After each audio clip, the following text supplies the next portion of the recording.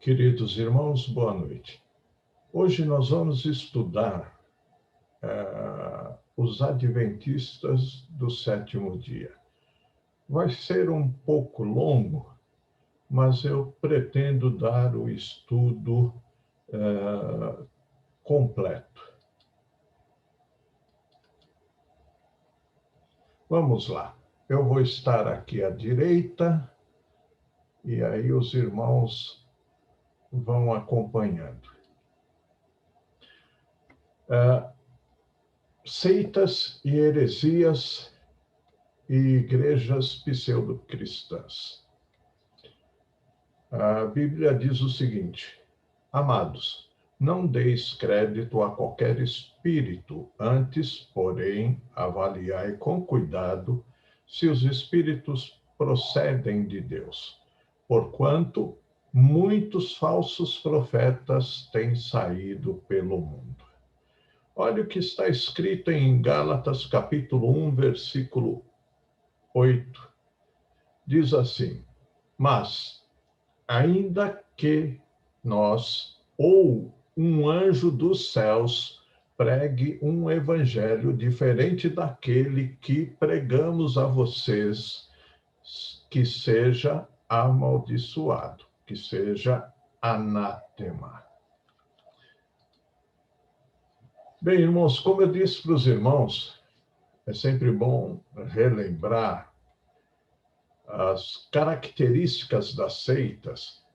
A seita muitas vezes vai adicionar algo, ou a Bíblia, ou a sua doutrina, vai subtrair algo da Bíblia,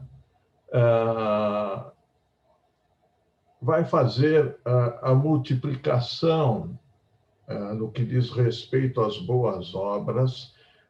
As boas obras será um elemento fundamental para a salvação. Vai fazer divisão, vai dividir fidelidade a Deus mais fidelidade à organização. E geralmente a seita ela é exclusivista. Isso quer dizer, fora dela não há salvação. Bem, os adventistas do sétimo dia. Essa seita começou com Guilherme William Miller. E por mais que os irmãos possam se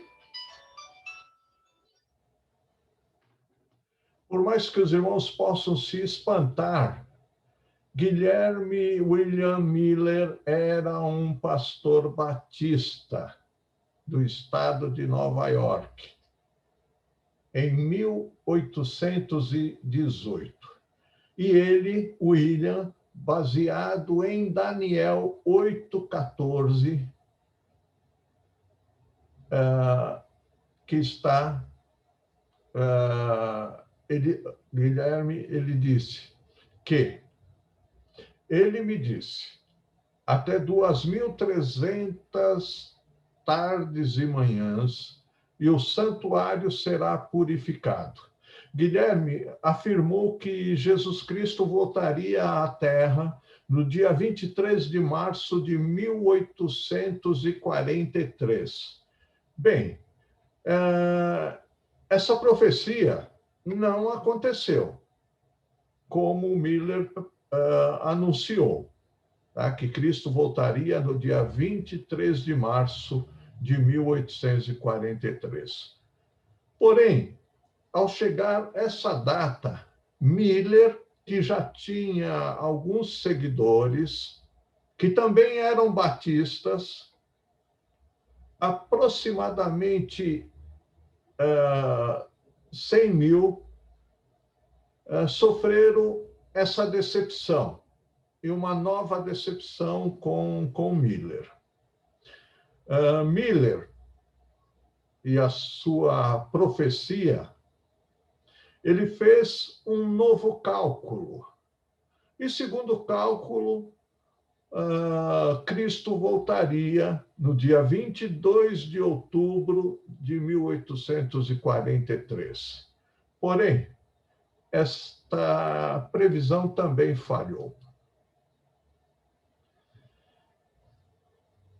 Nós podemos notar que o adventismo do sétimo dia saiu do nosso meio, saiu dos batistas e se dividiu em 3 grupos. E um desses grupos apoiaram Hiram Edson, que teve uma nova revelação. 2 deles deram substancial contribuição para o que hoje é chamado, ou como hoje é conhecida, Adventismo do sétimo dia. Porém, isso começou com um pastor batista.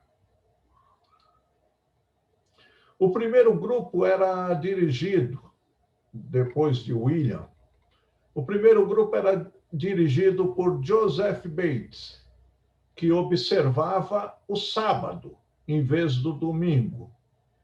O segundo grupo dava uma ênfase aos dons espirituais e, particularmente, ao colocar entre aspas, ao dom de profecia.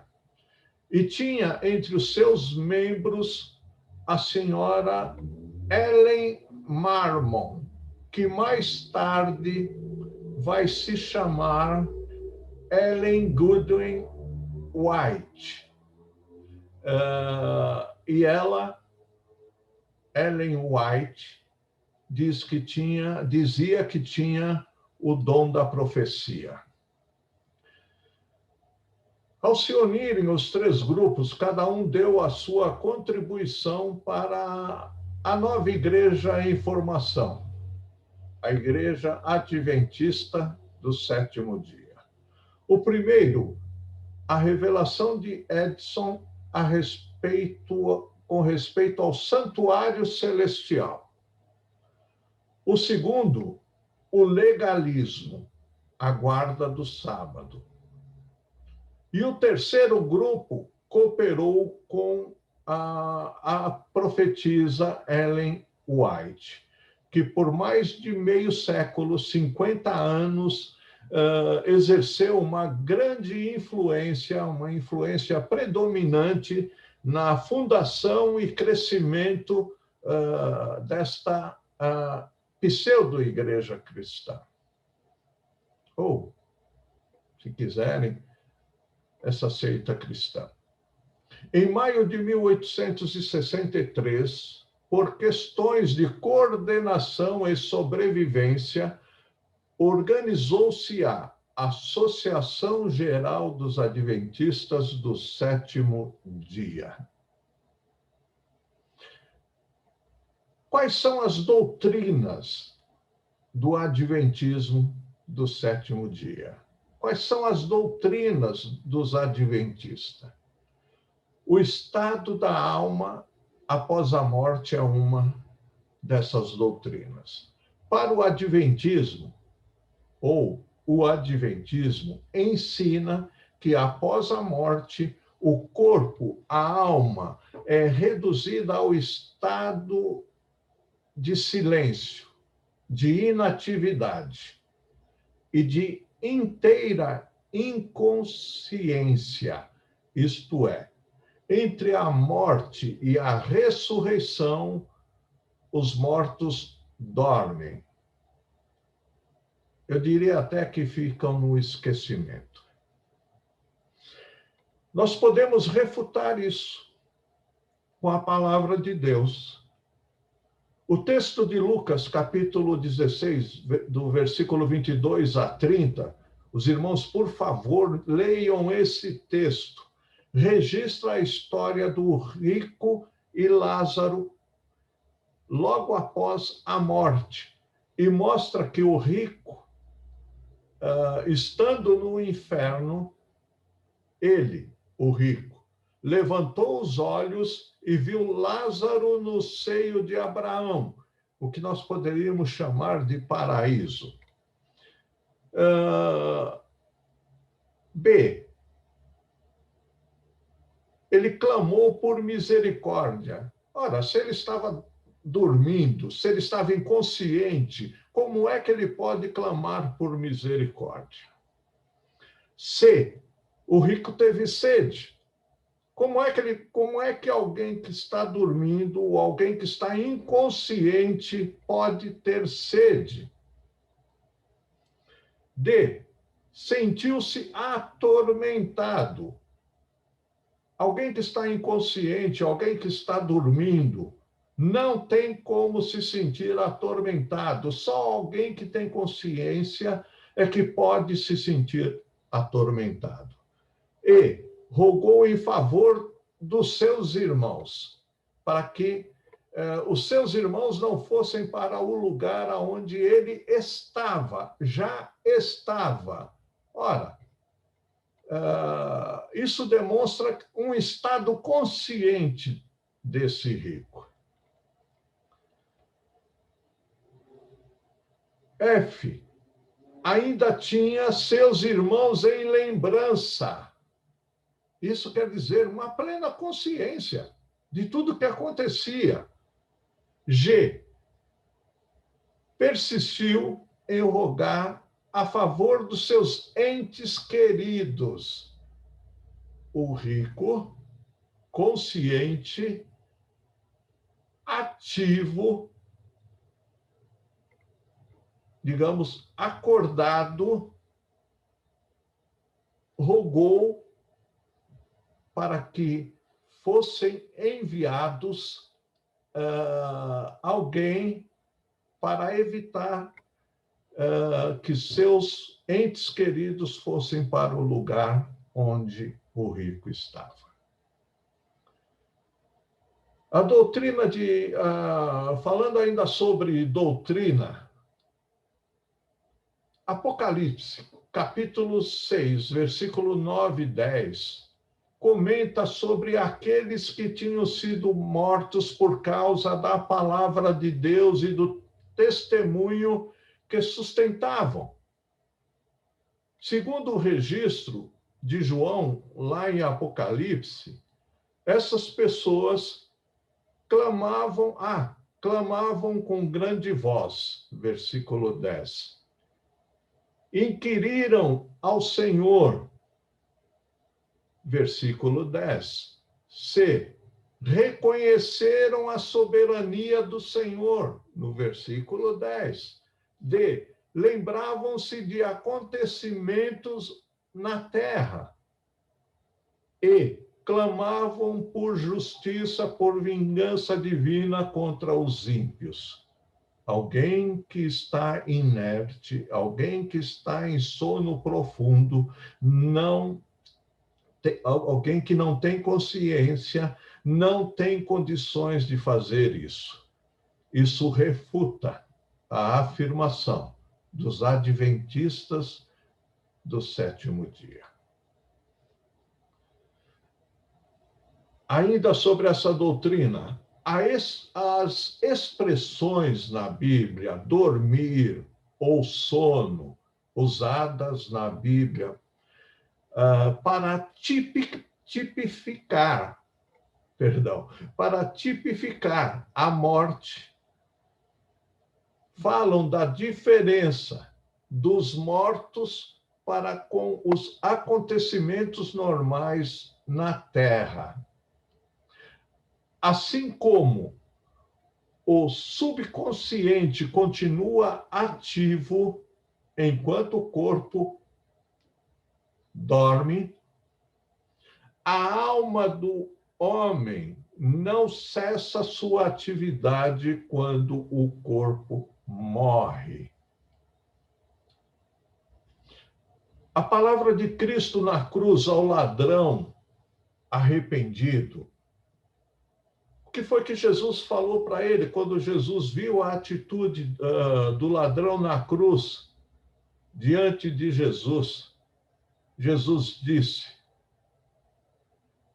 em verdade te digo que hoje estarás comigo no paraíso.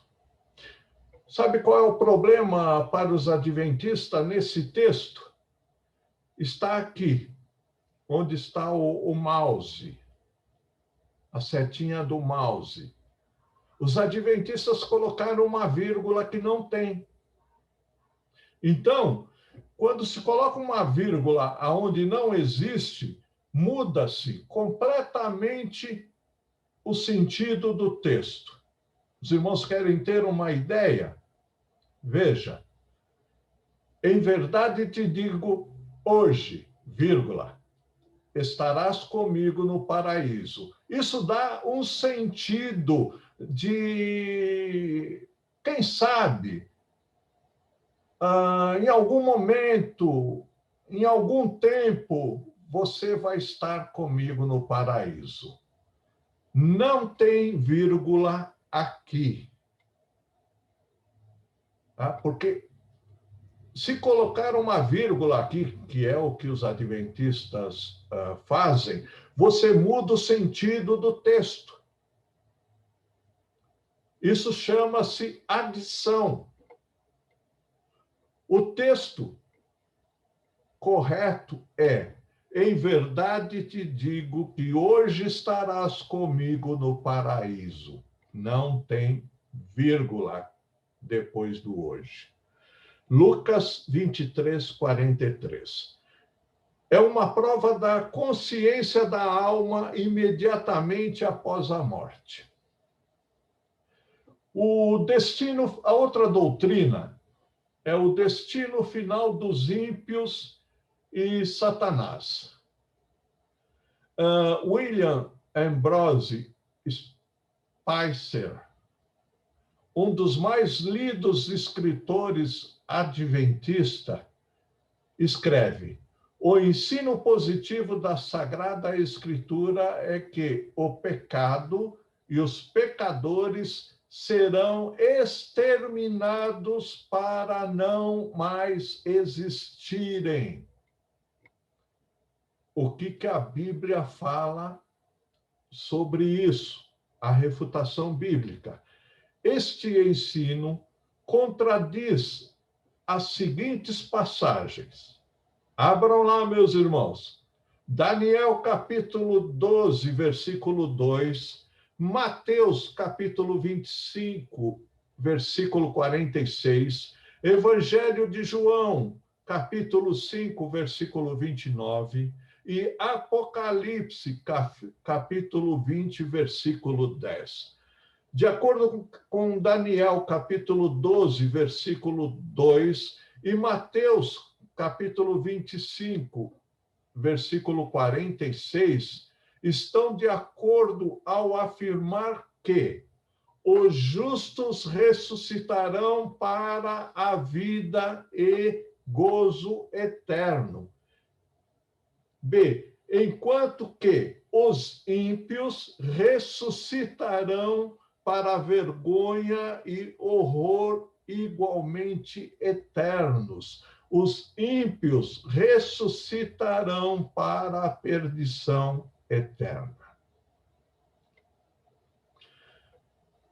Sobre essa doutrina de aniquilamento, aqui, vergonha e horror não significa destruição ou aniquilamento, conforme eles pregam. Estas palavras falam do estado de separação entre Deus e o ímpio após a sua morte. Se fosse certo que o ímpio será destruído ou aniquilado, por que então terá ele de ressuscitar e depois ser lançado no lago de fogo? Não tem sentido. Mateus 25, capítulo 25, versículo 41. Apocalipse, capítulo 14, versículo 10 e 11, diz que os adoradores do anticristo serão atormentados. Eu grifei.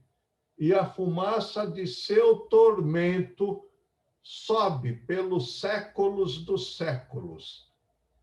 Queridos, isto não é aniquilamento. Isto é sofrimento e separação eterna de Deus.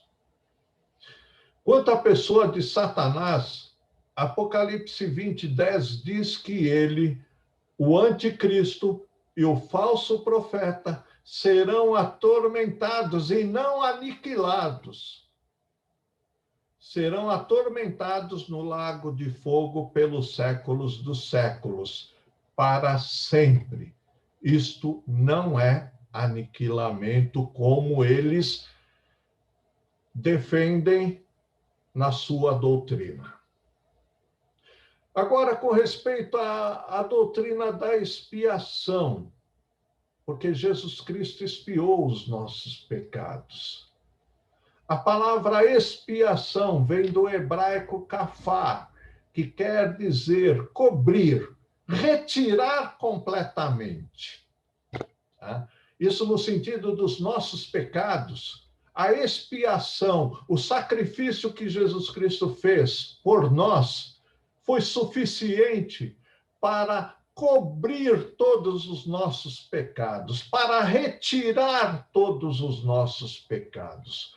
Porém, segundo o adventismo do sétimo dia, a doutrina da expiação é explicada partindo do seguinte raciocínio, não bíblico. Em 1844, segundo eles, Cristo começou a purificação do santuário celestial. O céu é a réplica do santuário típico sobre a terra, com dois compartimentos. O céu, o lugar santo, como era no tabernáculo, como era no templo, e o Santo dos Santos, aonde só o sumo sacerdote, uma vez por ano, lá no Antigo Testamento, entrava para fazer a expiação pelos pecados de toda a nação israelense. No primeiro compartimento do santuário celestial, eles dividem o céu em dois compartimentos, Cristo intercedeu durante 18 séculos. Isto quer dizer, do ano 33 DC, depois de Cristo, ao ano 1844, depois de Cristo, em prol dos pecadores. Mas, segundo eles, entretanto, seus pecados permaneciam ainda no livro de registros. A minha pergunta é: que livro é esse? Que livro é esse?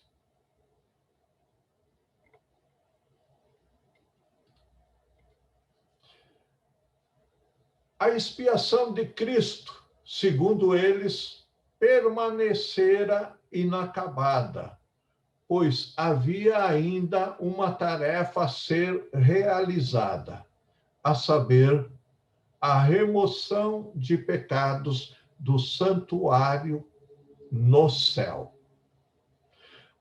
A doutrina do santuário levou o adventismo do sétimo dia, finalmente, a declarar: nós discordamos da opinião que a expiação foi efetuada na cruz. Se a expiação de Jesus Cristo não foi expiada, se os nossos pecados não foram expiados na cruz do Calvário, foram expiados aonde?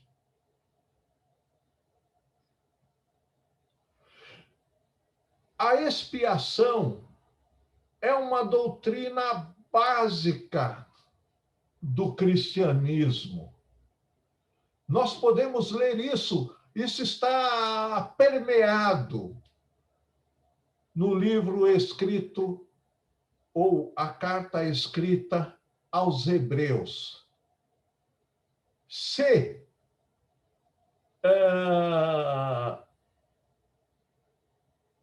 a expiação está inacabada, o apóstolo Paulo está errado. O apóstolo Paulo, ao escrever aos Romanos, ele cometeu um tremendo erro, porque ele declara ali a expiação perfeita, completa dos nossos pecados. E outra, meus queridos irmãos, quando Jesus crucificado na cruz do Calvário, ele mesmo declara: está consumado, está feito, está completada perfeitamente a expiação pelos pecados. A expiação exigia sangue. Como no Antigo Testamento, os cordeiros eram sacrificados. Mas só que desta vez, nesta nova aliança, a expiação ela aconteceu completamente no derramar do sangue e da vida de Cristo Jesus, nosso Senhor. É uma doutrina absurda. Vamos lá, temos como é que vamos refutar, né? Apesar que eu já falei bastante, mas como vamos refutar a obra, essa doutrina adventista que não tem sustentação bíblica, embora nós tenhamos muita consideração pelos adventistas, embora os adventistas eles tenham coisas boas, como, por exemplo, escolas muito boas, eles têm um sistema de alimentação que podemos reconhecer que é muito boa, porém, uma doutrina ruim, errada. Vamos para a palavra de Deus. A obra expiatória de Cristo é perfeita. Carta aos Hebreus, capítulo 7, versículo 27. Olha o que diz a palavra de Deus. Abra sua Bíblia, meu irmão, minha irmã. Ao contrário dos outros sumos sacerdotes, ele não tem necessidade. Ele quem? Jesus. Ele não tem necessidade de oferecer sacrifícios dia após dia. Primeiro, por seus próprios pecados, porque Jesus não tinha pecado. E depois, pelos pecados do povo. E ele fez isso de uma vez por todas, quando a si mesmo se ofereceu. Ponto. Hebreus capítulo 10, versículo 12 e 14. Mas este, Jesus, havendo oferecido para sempre um único sacrifício pelos pecados, está assentado à destra de Deus. Porque com uma só oblação aperfeiçoou para sempre os que são santificados, justificados, os que tiveram os seus pecados expiados perfeitamente. A salvação do crente é perfeita e imediata. Evangelho de João, capítulo 5, versículo 24, capítulo 8, versículo 36. Eu lhes asseguro, quem ouve a minha palavra e crê naquele que me enviou, tem a vida eterna. Não é terá. Ou quem sabe, tem a vida eterna. E não será condenado, mas já passou da morte para a vida. João 8,36. Portanto, se o Filho os libertar, vocês de fato serão livres. É perfeito. É sublime. Podemos ver também Romanos capítulo 8, versículo 1, a primeira carta de João, capítulo 1, versículo 7. Eles têm uma doutrina onde eles dizem que os pecados, quem leva sobre ele é Satanás. Satanás leva sobre ele os nossos pecados. Quando, portanto, os dois bodes eram postos perante o Senhor no dia da expiação, lá no Antigo Testamento, representavam Cristo e Satanás. Satanás não somente arrastou o peso dos nossos pecados e o castigo de seus próprios pecados, mas também dos pecados da hoste dos remidos. Isso quer dizer, os pecados de todos os remidos, Satanás que levou. Doutrina absurda, meus queridos, os quais foram colocados sobre ele, e também deve sofrer pela ruína de almas por ele causado. Irmãos, aonde está na Bíblia que quem carregou sobre si os nossos pecados foi Satanás, foi o diabo?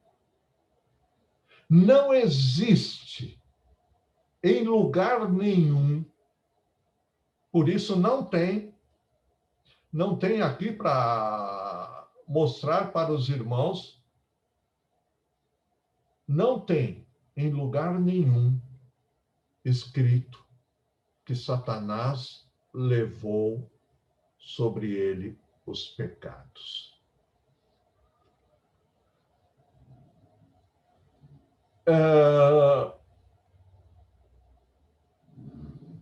Eles pegam certas passagens do Antigo Testamento e deturpam essa e outra passagem.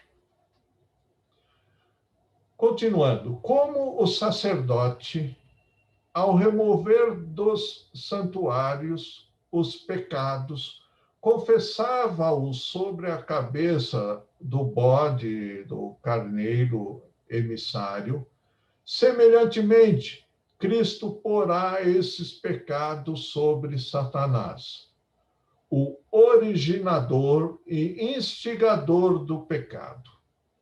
Quando Cristo, segundo eles, pelo mérito de seu próprio sangue, remover do santuário celestial os pecados de seu povo, ao encerrar-se o seu ministério, ele os colocará sobre Satanás, que, na execução do juízo, deverá defrontar com a pena final. Onde está esta doutrina na Bíblia? Não existe. Esta doutrina de que o diabo, de que Satanás vai levar os nossos pecados sobre eles, não tem apoio bíblico, segundo querem os adventistas. Nós podemos refutar isso com a palavra de Deus. Em Levítico, capítulo 16, versículos 5 e 10, são apresentados 2 bodes para a expiação dos pecados. Lá, no Antigo Testamento, na Antiga Aliança, Satanás não é nossa oferta pelo pecado. Foi Cristo e não Satanás quem carregou os nossos pecados.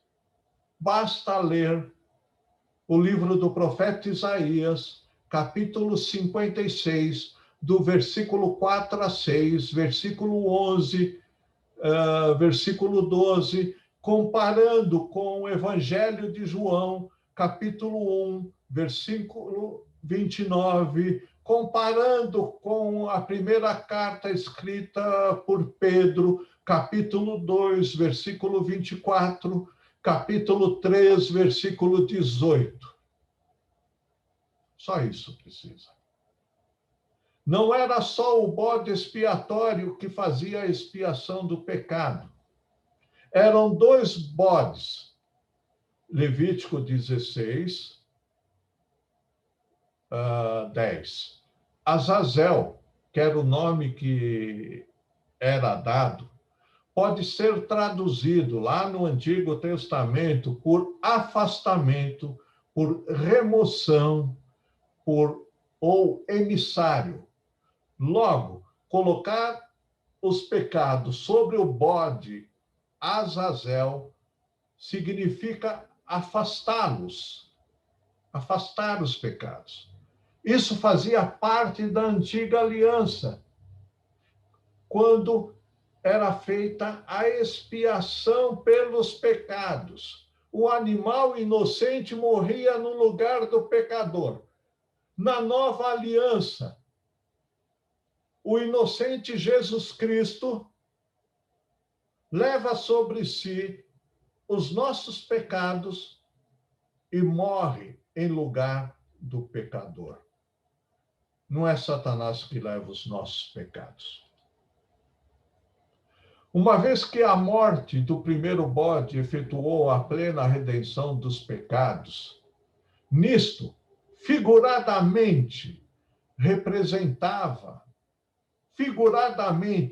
tipologicamente, representava Cristo.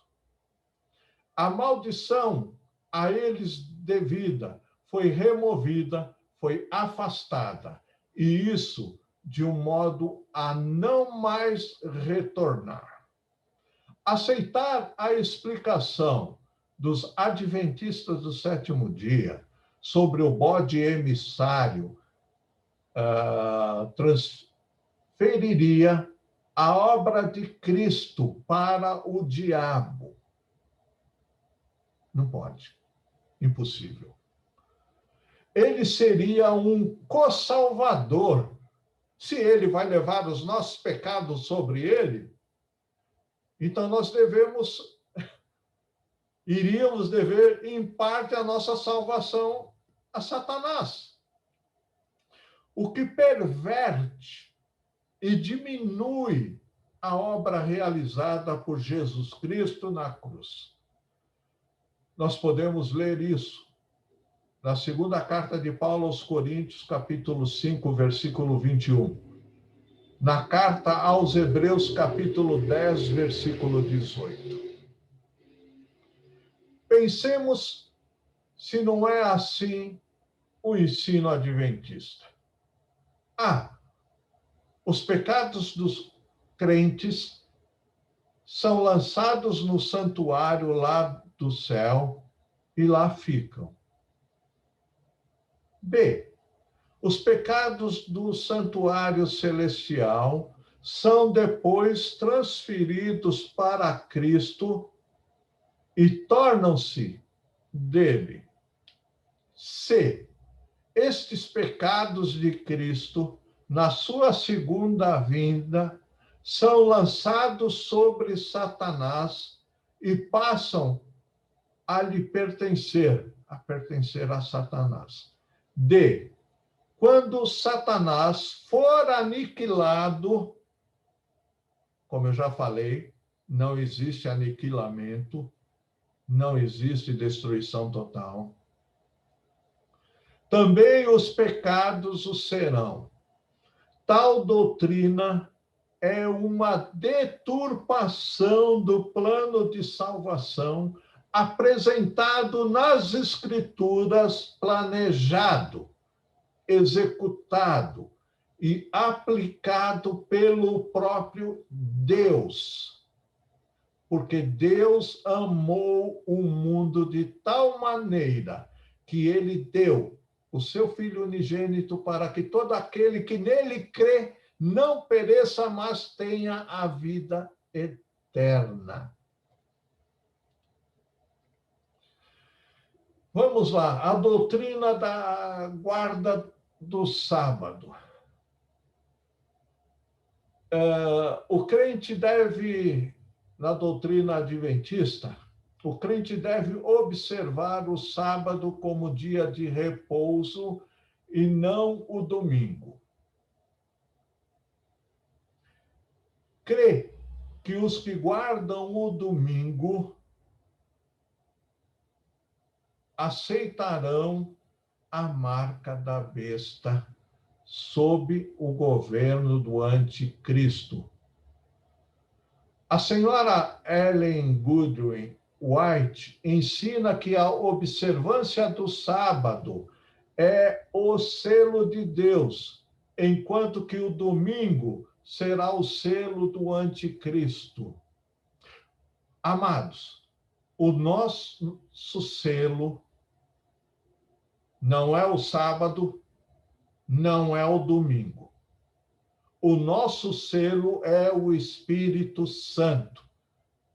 Somos comprados por Jesus Cristo, salvos por Jesus Cristo e selados com o Espírito Santo. A observância do sábado como dia de repouso tomou força quando a senhora Ellen White começou a alegar ter recebido uma revelação, uma nova revelação, uma revelação extra-bíblica. Isso quer dizer que a Bíblia é incompleta. Se ela é incompleta, ela é falha. E se ela é falha, a nossa fé é vã. Segundo ela disse que Jesus descobriu a arca do concerto e ela pôde ver dentro da arca as tábuas da lei. Para surpresa dela, o quarto mandamento estaria no centro, rodeado de uma auréola de luz. É isso que ensina a Bíblia no Novo Testamento. Deve-se transformar um sonho ou uma pseudo-revelação em doutrina. O que o apóstolo Paulo disse? Mesmo que um anjo vos anuncie outro evangelho, além daquele que nós já ensinamos a vocês, que seja maldito, que seja anátema.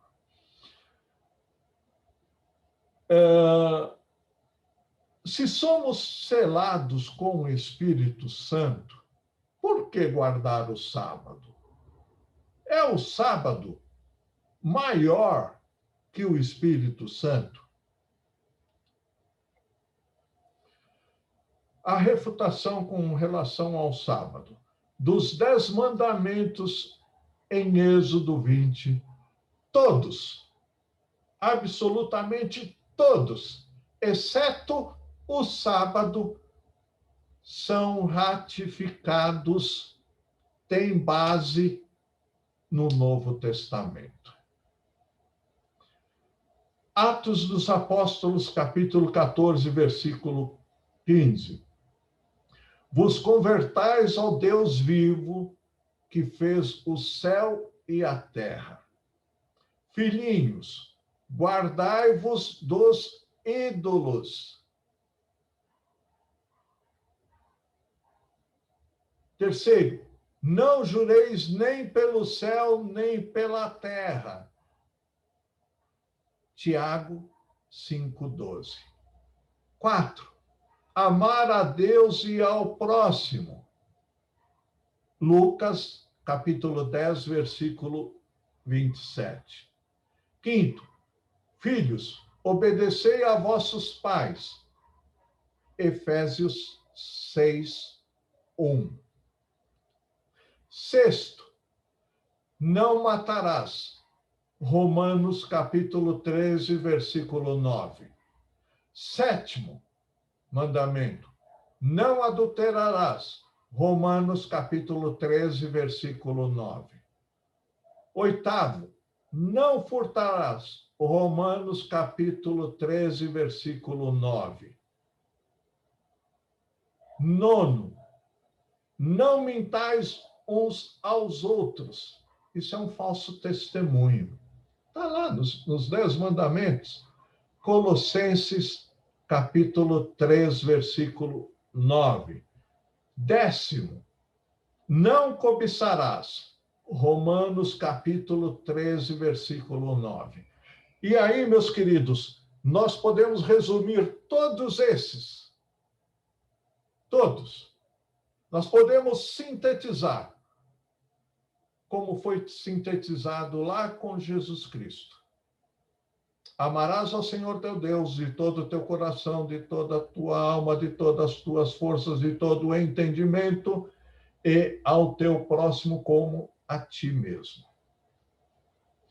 O Novo Testamento repete pelo menos 50 vezes o dever de adorar só a Deus.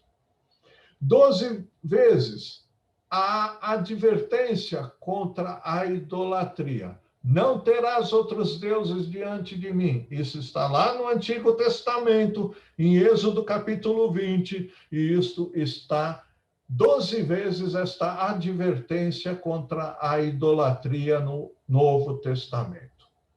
4 vezes a advertência para não tomar o nome do Senhor em vão. 6 vezes a advertência contra o homicídio. 12 vezes a advertência contra o adultério. 6 vezes a advertência contra o roubo, o furto. 4 vezes a advertência contra o falso testemunho. 9 vezes a advertência contra a cobiça. Em nenhum lugar do Novo Testamento, no entanto, é encontrado o mandamento de se guardar o sábado. Sábado ou domingo? O Novo Testamento ratifica o que está escrito no Antigo Testamento, que ninguém jamais foi capaz de cumprir a lei. Ninguém jamais. Todos fomos encerrados debaixo da lei. Todos pecaram e destituídos estão da glória de Deus. Romanos capítulo 3, versículo 23. A necessidade da encarnação de Cristo se constitui numa das mais evidentes provas da incapacidade do homem em cumprir a lei divina. Por isso, Jesus mesmo disse: não penseis que vim revogar a lei ou os profetas. Não vim para revogar, vim para cumprir. Ele cumpriu tudo em nosso lugar. Jesus Cristo cumpriu toda a lei da qual nós somos completamente incapazes de cumprir. Porque não basta você cumprir 9 mandamentos ou 99% dos mandamentos e tropeçar numa vírgula. É por isso que pela graça sois salvos, mediante a fé. Isso não vem de vós, é dom de Deus, não vem das obras. E aqui se refere também obras da lei, que é para que ninguém se glorie. Jesus é suficiente. O sábado realmente é um símbolo destinado a lembrar, não a nós, mas a Israel, a vinda do Messias. Lá no Antigo Testamento. Tem relação diretamente ao povo de Israel. Como diz o apóstolo Paulo em Colossenses, capítulo 2, versículo 16 e 17. Ninguém, pois, vos julgue por causa da comida e bebida, ou dia de festa, ou lua nova, ou sábados, porque tudo isso tem sido sombra das coisas que haviam de vir. Porém, o corpo é de Cristo. Jesus Cristo veio e o que era sombra ficou para trás. O sábado ficou para trás. Ficou ultrapassado.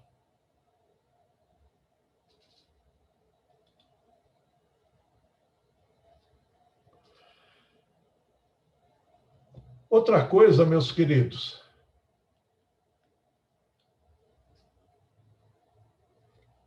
se for assim, o próprio Senhor Jesus violou o sábado. Jesus violou o sábado e o aboliu como dia obrigatório de descanso.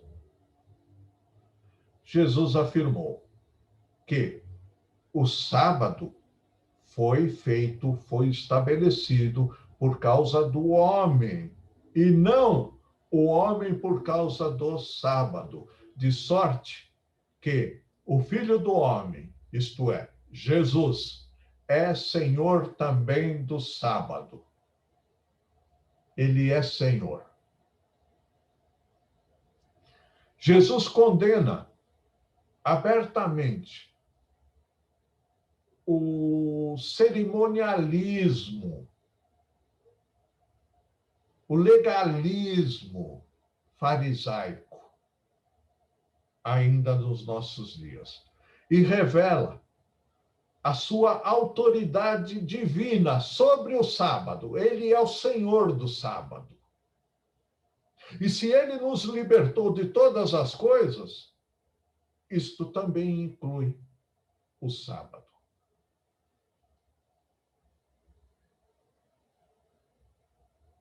Ele nos libertou de cumpri-lo, ele o aboliu e ele mudou. Agora não é mais necessário.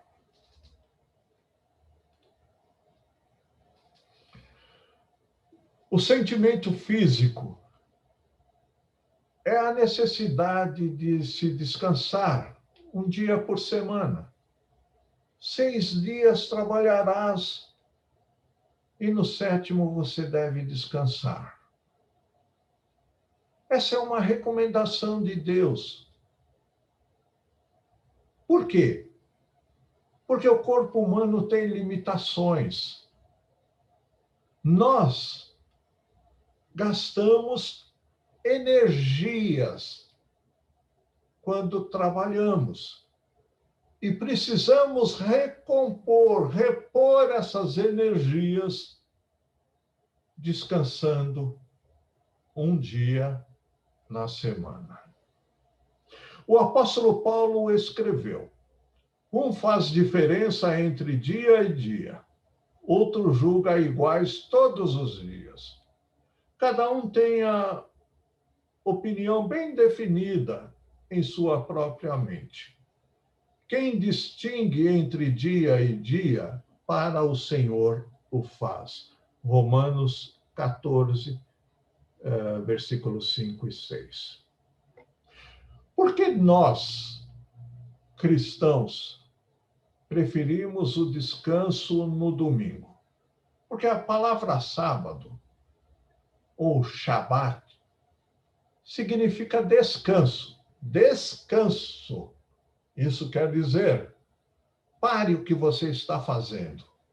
É um momento de descansar e recompor as suas energias.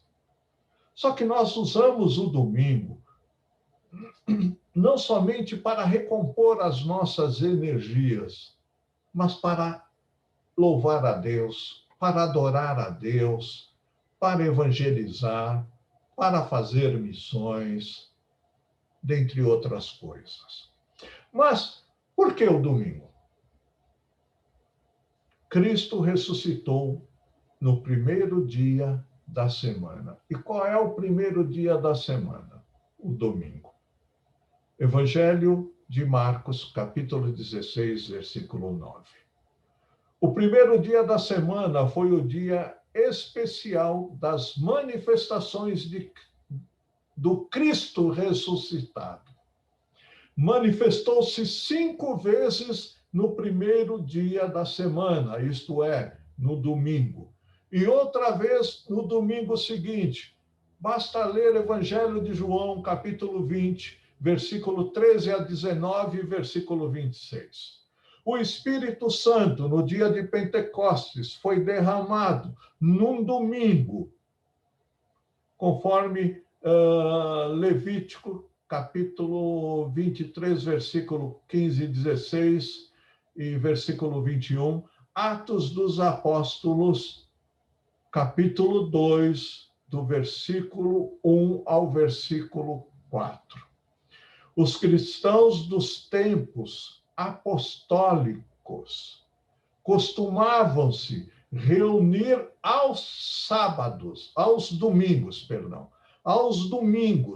para celebrar, para cultuar, para a ceia do Senhor, para pregar e para separar suas ofertas para o Senhor. Atos dos Apóstolos, capítulo 20, versículo 7.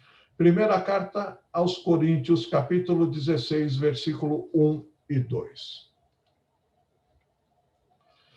Ainda sobre o domingo, se tivermos que guardar algum dia, não seria o sábado, seria o domingo. Mas eu acredito, meus amados, da seguinte forma: se você precisar trabalhar no domingo, não é por isso que Deus vai te castigar, que Deus vai te tirar a vida eterna, que Deus vai deixar de te abençoar. Ainda sobre o domingo como dia de festa semanal da igreja, não templo, igreja, as pessoas. Veja o que escreveram alguns pais da igreja. Por exemplo, Barnabé.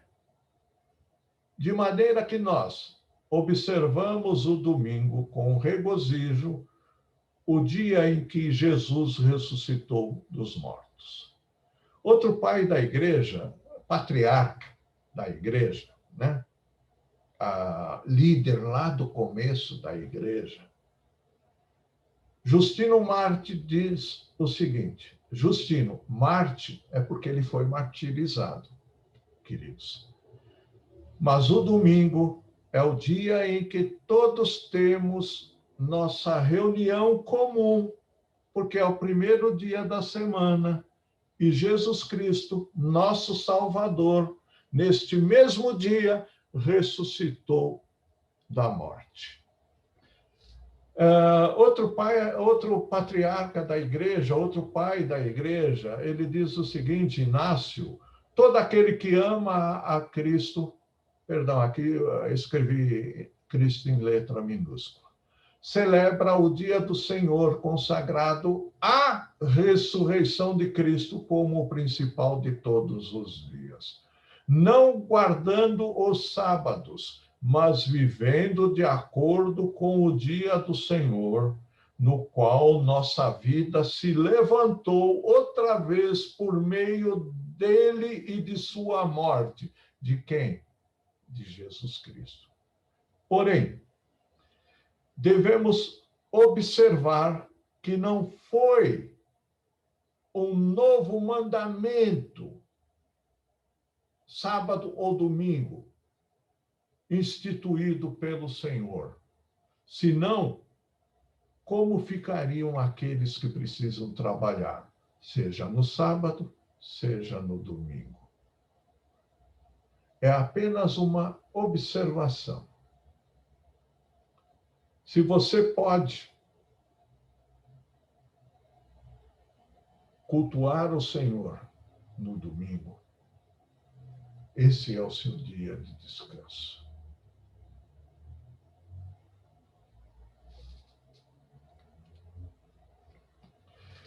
Ellen Goodwin White versus Bíblia. Para os adventistas do sétimo dia, Ellen White é o espírito da profecia. Há uma menção lá em Apocalipse sobre o espírito da profecia, que eles, adventistas, atribuem não ao Espírito Santo, não à palavra de Deus, mas a essa senhora. Para eles, ela é o espírito da profecia. Seus ensinamentos, revelações, visões estão no mesmo nível da Bíblia.